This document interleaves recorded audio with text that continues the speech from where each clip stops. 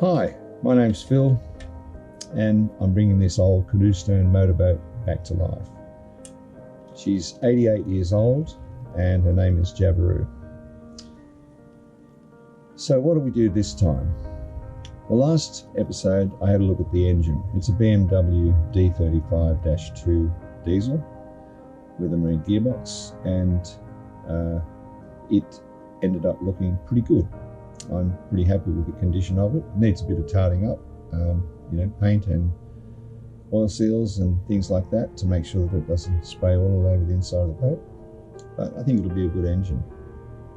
So that's enabled me now that I've decided to use that engine to go ahead and put in new engine beds, the right width for the engine.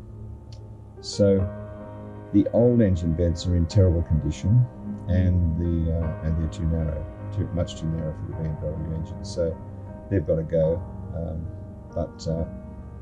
When I fitted the new ones, I'll take out the old ones and reuse some of the timber to make up floors in place of where the engine beds were, so that we're holding the boat together in a nice way. So that's what's going to happen on this episode, so I hope you enjoy it.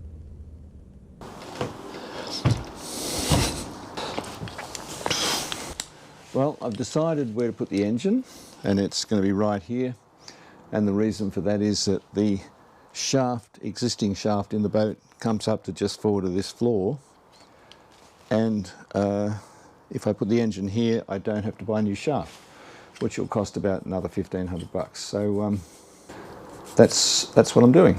And to balance the boat, I'll put the fuel tank and the water tank up forward.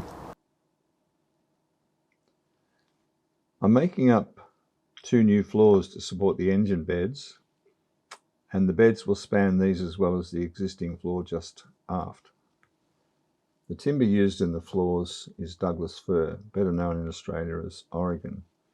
It was widely used in house building, and this timber was removed from the roof of a local house with an upper story being added. The builder said it's free if you want to come and take it away, so I did.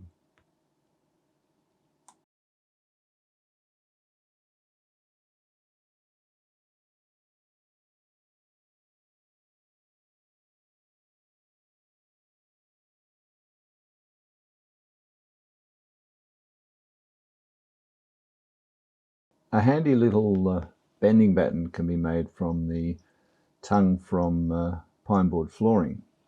You just need to drill a few holes and it works really well.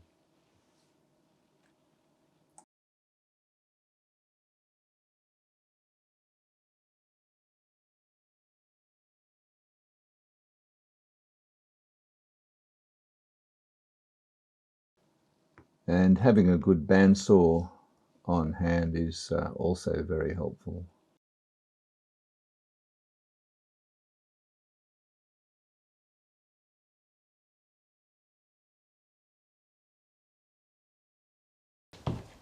It's been a couple of weeks since I have done anything on the boat.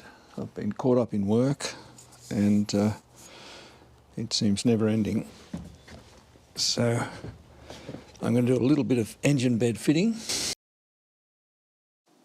The timber used in the engine beds is palau, a very heavy, firm hardwood from Indonesia, I think. It was in stock at work, having been bought some years ago for a job which never went ahead. It's a perfect fit for these engine beds.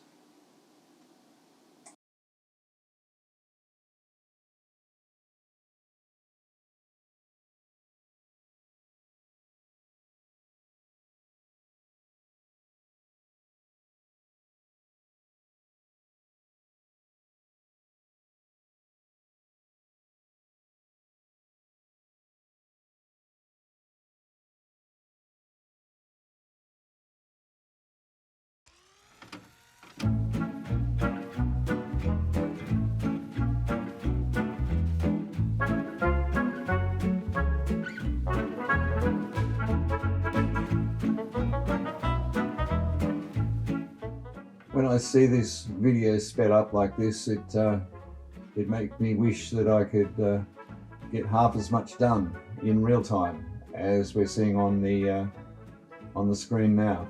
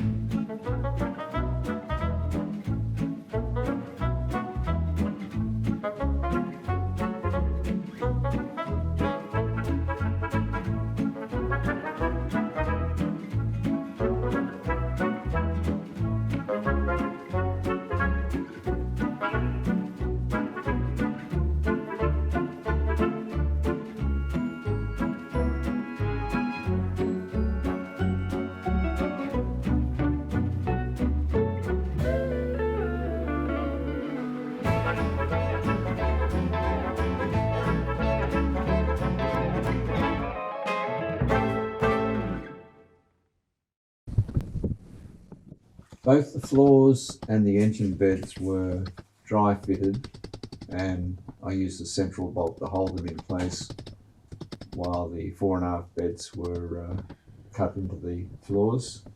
When that was all settled, I then bedded down each of the floors before finally fitting the beds.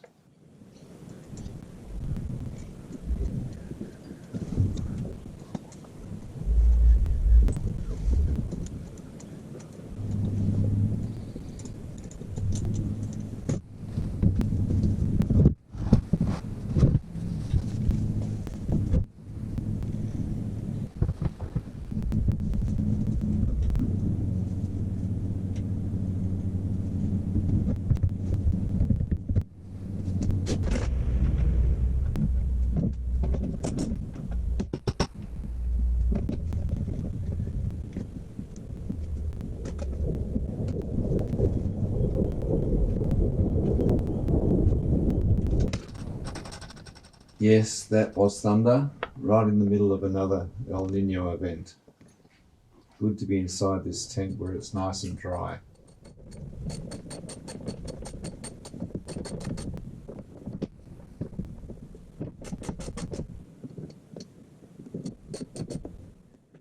All of the central bolts are 1/2-inch copper, and as we go out from the centre line of the boat away from the keel, I put 1/4-inch bolts through the planking and sometimes through ribs as well. The engine beds are bolted through the floors and out through the planking, and they are also 1/2-inch copper bolts. They all have riveted heads and threaded ends inside the boat.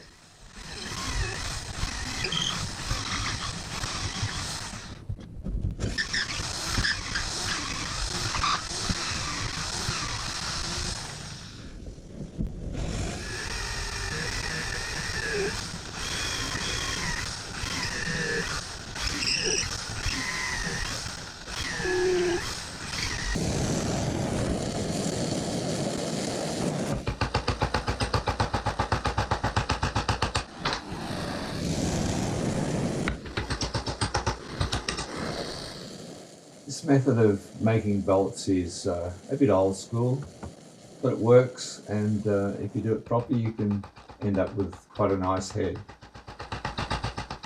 This can also be done using collets and a hydraulic press, but that's only really helpful if you've got a lot of bolts to make. In this case I've only got a dozen or so bolts through the centre line of the keel and another 6 I think in the engine bed, so that's really all I have to deal with.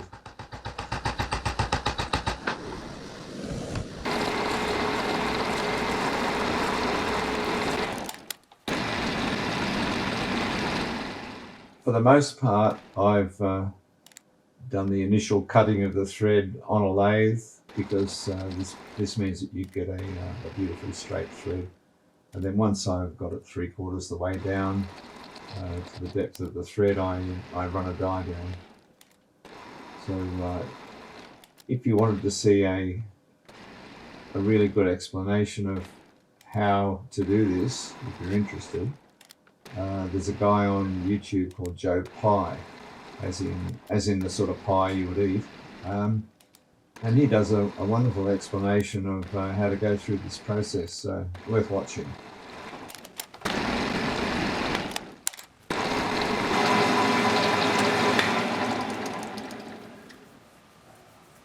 Yeah, that's ready to run the die down.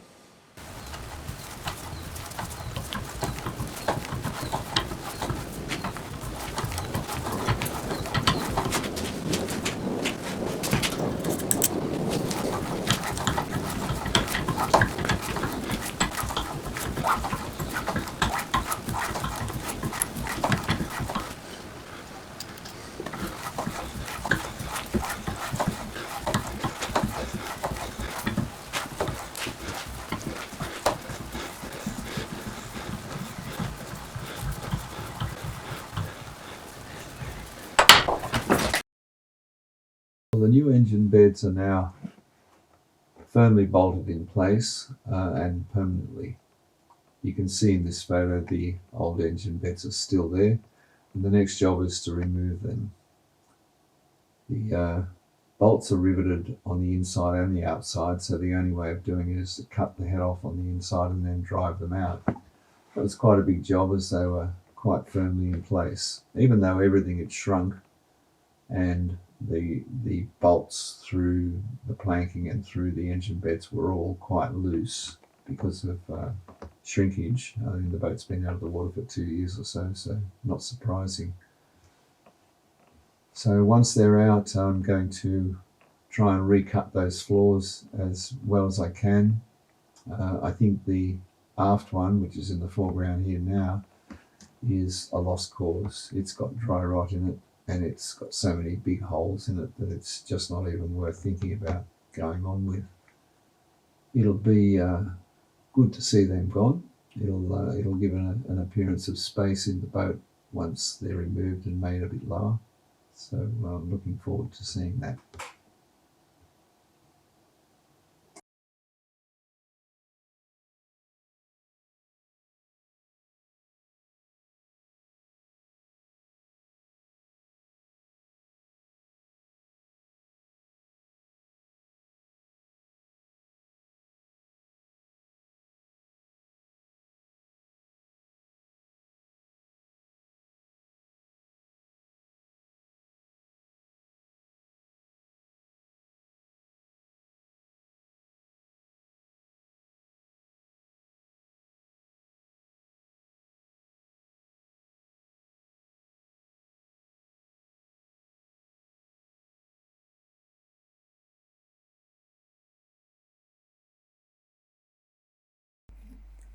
Well, this is what it looks like now that those old engine beds are gone. You can see in the center of the boat, the whole of the bottom is covered in pitch. I'm going to chop all that out and get rid of it.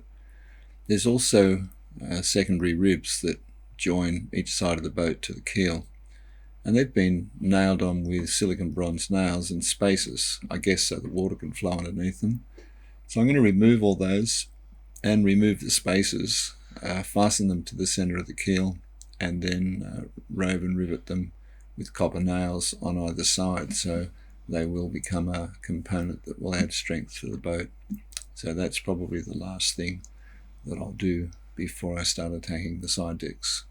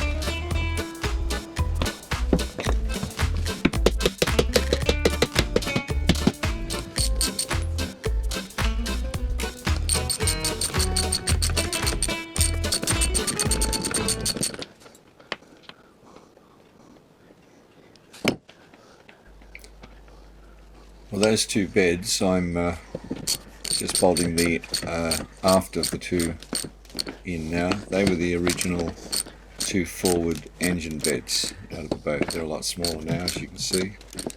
And the rear one, which I haven't fitted yet, is a new one that had to be made up.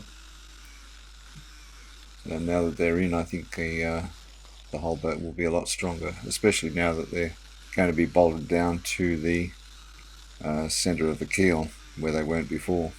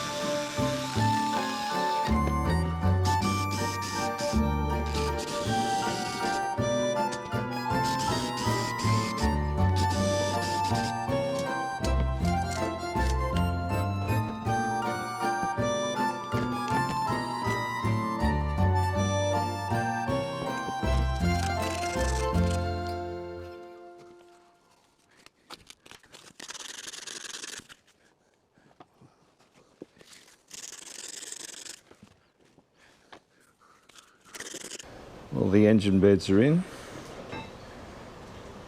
and I've recut and made one aft floor where the old engine bed was too rotten. Then I've recut the next two forward, and I've lowered this forward floor down so that these are all level now. That's going to be a fuel tank or water tank. It's an old propane tank that failed its 10-year test. And that's what it's like on the inside. So there we go. Once that's done, I'll get on to trying to fix up those side decks. Shorten the foredeck a bit, shorten the aft deck a bit, make a slightly bigger cockpit, and also up forward more room for a forward bunk. That's where we'll go. Thanks for listening, and I should talk to you to camera. Thanks for listening, and see you next time. I should say thanks for watching, and I'll see you next time.